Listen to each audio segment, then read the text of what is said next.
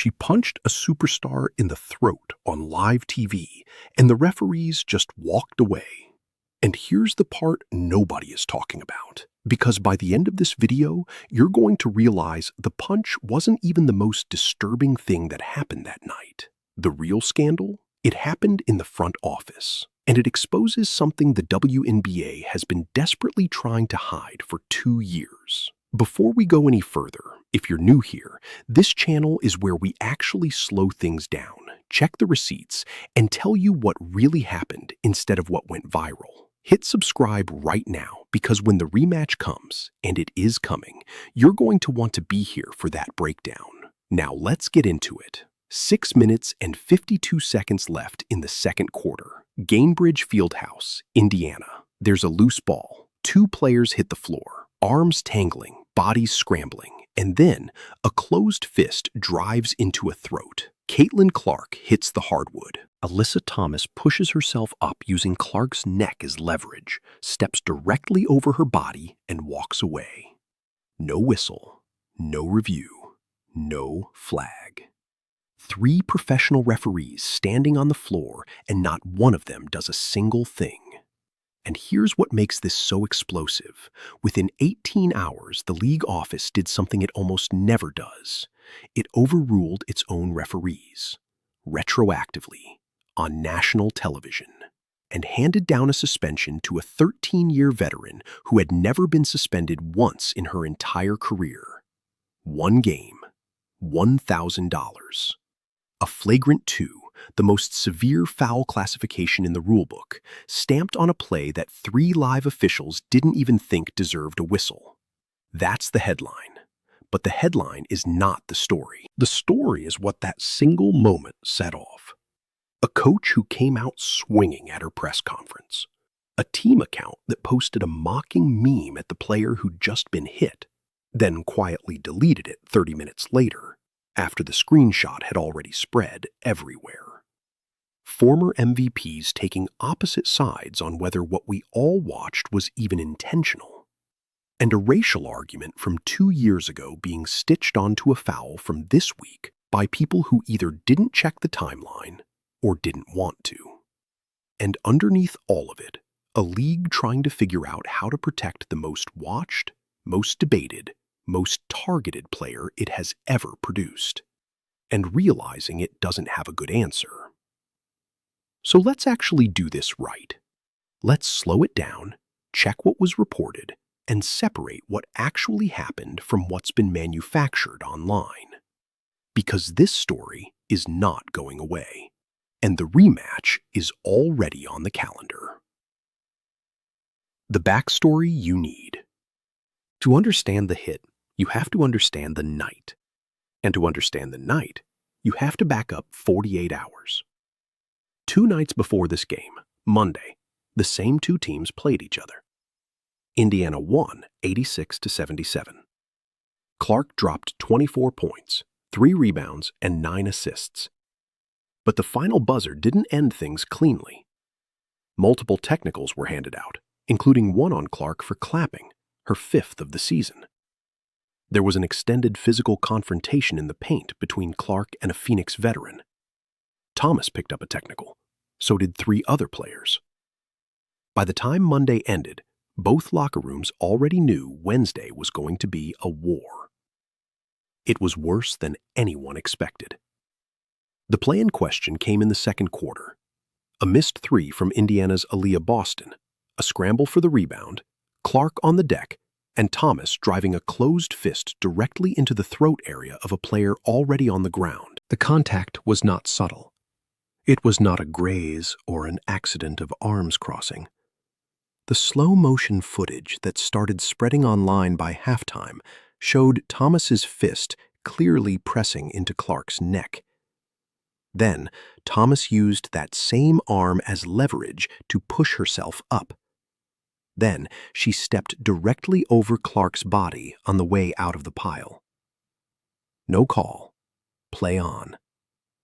The officials didn't huddle, didn't review, didn't even appear to discuss it. Clark got up, walked to the other end of the floor, said something to a referee, and the game kept moving. the part everyone is getting wrong. Here's where you have to be careful, because two things happened in this game, and they are being blended together everywhere online into one single story that did not actually happen. The fist to the throat was one play. Clark leaving the game was a completely different play. She exited in the third quarter, but not because of the Thomas hit. She came down awkwardly on a defender's foot after a three-point attempt and aggravated a back issue that has been bothering her all season. The same back that sent her to the locker room in the season opener. The same back that forced her to miss a game against Portland in May. The throat hit and the back injury are two separate stories. Anyone telling you the punch caused the injury is editing the timeline to make the outrage feel cleaner. The actual timeline is messier and arguably more disturbing because it means Clark absorbed a fist to the throat, kept playing, then aggravated a chronic injury, and still walked out of that arena under her own power. Phoenix won the game 111-109, and while the Indiana locker room was processing how they just lost their fourth game of the season while scoring over 100 points, someone at the Mercury was making a decision they would deeply regret in about 45 minutes. The press conference and the deleted post. Fever head coach Stephanie White did not come to her post-game press conference in a forgiving mood. She'd spent the entire second half watching her star get worked over, watching foul totals pile up unevenly, and watching the officiating crew appear to see none of it. She'd already flagged the Thomas play to the officials at halftime. They did nothing. So when she sat down in front of the microphones, she was done being quiet. I just saw it. It was egregious. The fact that it was a no call, I brought it to the attention of the officials at halftime, yet we still had 11 fouls in the fourth quarter to their 2. They still shot 24 free throws in the second half. Number one, you've got to call it. It's absolutely egregious and utterly disrespectful. She kept going. You're aware of what happened 2 nights ago, and this stuff still happens? Absolutely unacceptable. We have a generational talent and a WNBA superstar who had 2 cheap shots right there that weren't called. 2 cheap shots. That phrase left the building before she finished the sentence. Not a hard foul, not a physical play. Cheap shots, plural, with the direct implication that one of the best players in the history of women's basketball was being treated on national television like a tackling dummy. Within an hour, the slow-motion clip had a life of its own across every platform with a video player. Sports commentators who hadn't watched a single WNBA game all season suddenly had urgent opinions. By the time late-night highlights were airing, the actual game result had been completely consumed by the controversy. And then Phoenix made everything worse. The Mercury's social media accounts, confirmed by multiple outlets, posted a meme mocking Clark after the win. The post came down fast, but the screenshot doesn't disappear just because the post does. That's not how the internet works. A team whose player had just driven a fist into a rival star's throat had, in the immediate aftermath of the victory, decided to taunt that same star online. Whoever made that call inside the Phoenix front office woke up Thursday morning with a much larger problem than they went to sleep with. By morning, the league office was holding something nobody at headquarters wanted, a viral clip. A coach's press conference calling out a generational talent being disrespected, a deleted team post, and the inescapable fact that 3 professional officials had watched a fist go into a player's neck and saw nothing worth a whistle. They had a decision to make, and the longer they waited, the worse the optics became. The WNBA's statement was almost clinical in its precision. Upon post-game review, Alyssa Thomas had received a Flagrant 2 penalty and a 1-game suspension for recklessly making contact with her fist to the throat area of Indiana Fever guard Caitlin Clark. The league described it as a non-basketball act. The suspension would be served Saturday when the Mercury visited Toronto. The Flagrant 2 carried a $1,000 fine on top of the lost game. Indiana Fever president Kelly Krauskopf put out a measured response. Player safety should be paramount. She thanked the league for the review, said the focus was on the team and on getting healthy. No victory lap, no piling on. But here's what the suspension actually said, without the WNBA ever using the words. It said the officials on the floor got it wrong. Badly wrong. Wrong enough that the front office had to come in the next day and clean it up in public. That admission doesn't stay contained to one play. Once you've told the entire country that your referees missed a flagrant 2, the most severe foul classification in the rulebook, on a nationally televised game involving the league's biggest star, you can't turn around and ask people to trust those same officials on the calls they didn't upgrade. The defense that officials are human, the game is fast, calls get missed, that defense holds up right until the league overrides its own crew on national television. And then it stops holding up entirely. Stay with me, because what I'm about to show you next is the part of this story that has been almost completely ignored. And it changes everything about why this specific play finally got punished when so many others didn't. The history the league ignored. Alyssa Thomas has been in this league for 13 years. She is a 6-time All-Star and one of the most respected veterans in women's basketball. She also plays with permanent ligament tears in both shoulders, injuries that came from an era when WNBA players finished a domestic season and immediately flew overseas to play another one, leaving no window for surgery or recovery. Her body absorbed punishment for years so this league could survive. That context matters. But here's the other side of the ledger, and it is the part that makes the "she didn't mean it" argument land differently depending on how long you've been watching. According to reporting, in 2024, Thomas threw then Sky forward Angel Reese to the floor. No suspension. In 2025, she elbowed a Washington Mystics forward in the throat. Similar contact point, same lack of action from the league. And in the 2025 playoff semifinals against Minnesota, Thomas was the defender on the play that ended Nafisa Collier's postseason. The same play that fueled Collier's very public, very pointed criticism of the league commissioner. None of those incidents drew a suspension. This one did. That history is the iceberg underneath this week's headline. It is also why reasonable people who watch the same clip are reaching completely different conclusions. Former WNBA player Ty Young, speaking on a national post-game broadcast, said she did not believe the play was intentional, that she had guarded Thomas, played against Thomas, and knew what Thomas looked like when she actually meant to send a message. And this wasn't that. Hall of Famer Cynthia Cooper made a different but equally important point, that if the foul had been called in real time and reviewed immediately, the entire firestorm looks different. The problem in her framing wasn't only what Thomas did. The problem was that the officials punted on the call, the play festered on social media overnight, and by the time the league addressed it, the discourse had already eaten the play alive. Was it deliberate? People who know Thomas's habits say no. Was it reckless? The league said yes, in writing, with a flagrant 2 attached to the ruling. Can both of those things be true at the same time? Of course they can. A play can be punishable without being premeditated. A player can deserve a suspension without being a villain. The rulebook doesn't require intent for a flagrant 2. It requires reckless contact. The league found reckless contact. That's the call they made. The thing being invented online. Now here is something that needs to be addressed directly, because there is a clip circulating this week that is being used to tell a story that did not happen the way it's being presented. You may have seen a quote attributed to Thomas about racist comments from the Indiana Fever fan base. The quote is real. It reads, "In my 11-year career, I've never experienced the racial comments from the Indiana Fever fan base." But that quote is from a 2024 playoff press conference, not from anything Thomas said this week.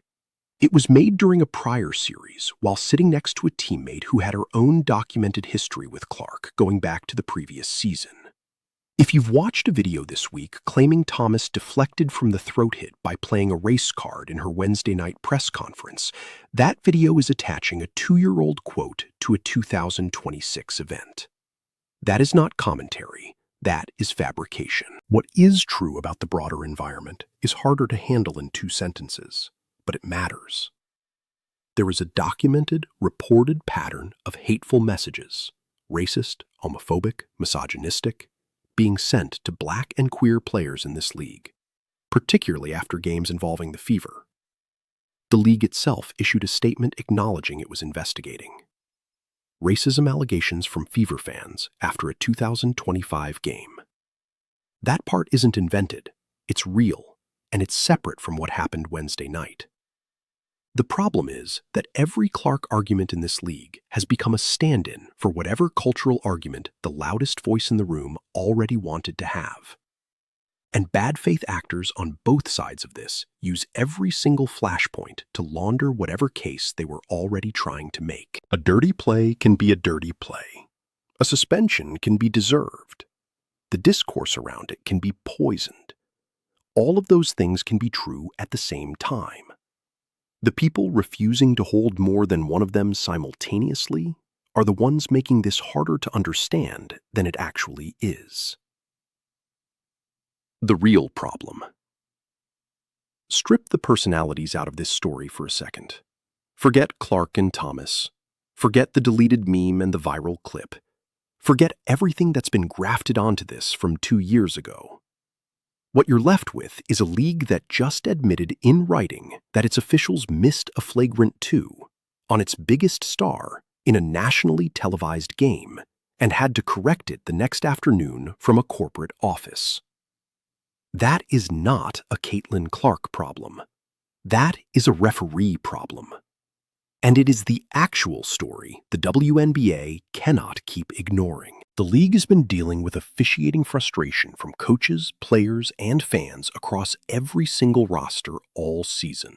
Clark herself received her 5th technical of the year for clapping at officials and publicly disputed the call, telling reporters that the officiating didn't like competitive basketball anymore. The Fever Mercury game saw 11 fourth-quarter fouls called on Indiana and 2 on Phoenix, with 24 second-half free throws going to the visiting team, according to White's own count from the podium. And zooming out further, the WNBA is expanding to a 50-game regular season next year.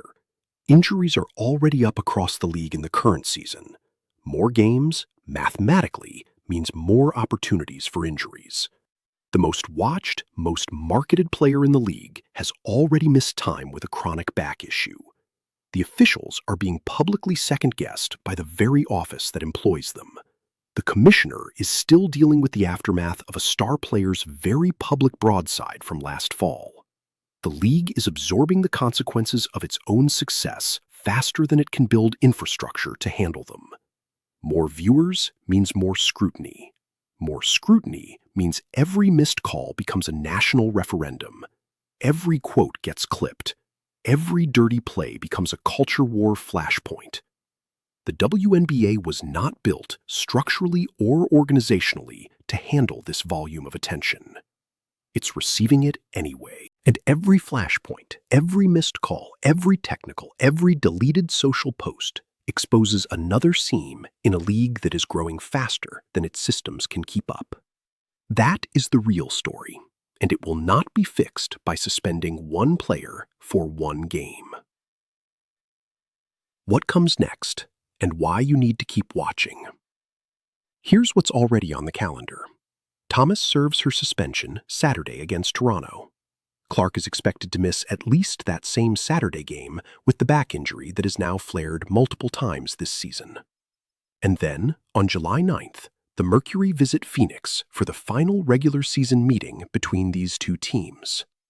Circle that date, because the buildup between now and then is going to be unlike anything this league has produced in a long time.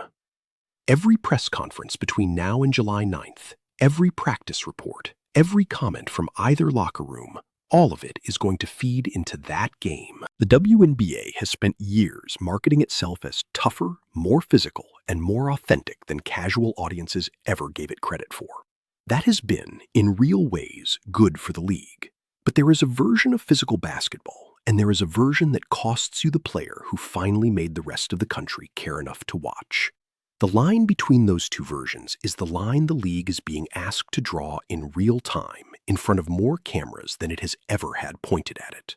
Wednesday's hit and Thursday's suspension were the league's first real public attempt at drawing that line this season.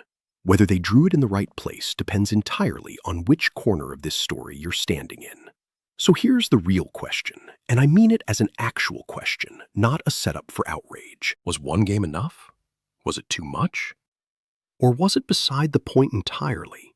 A one-game penalty applied to a much larger structural problem that the league still hasn't figured out how to solve. Drop your answer in the comments. Tell me what you actually saw, not what the algorithm decided you should feel about it. And if you made it this far, you already know this channel doesn't hand you conclusions. It hands you everything you need to reach your own. Subscribe, because July 9th is coming, and when that rematch happens, this is where you're going to want to get the breakdown.